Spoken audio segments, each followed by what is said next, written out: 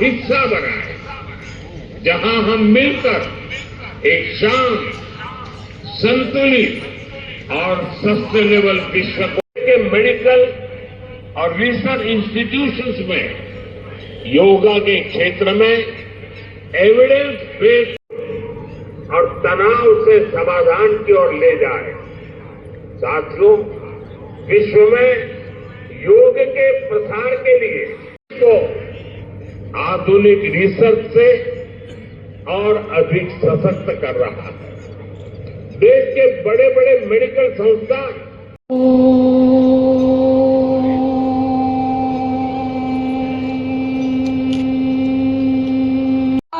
छोड़ता नीचे, फरी श्वास भरता ऊपर, पूरेपूरा खेचो, तमारा शोल्डर ऊपर खींचाव, तनाव आवવું જોઈએ કે સંચારણ આસનમાં આવી જશું।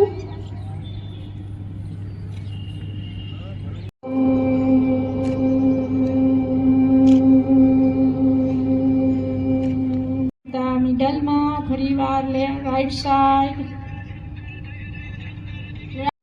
આપણે સંગઠનની પ્રાર્થના સાથે સંગઠન કરતા હવે યોગ ટચ થઈ જાય એટલું ફરીવાર એકવાર શ્વાસ ભરી પાછળ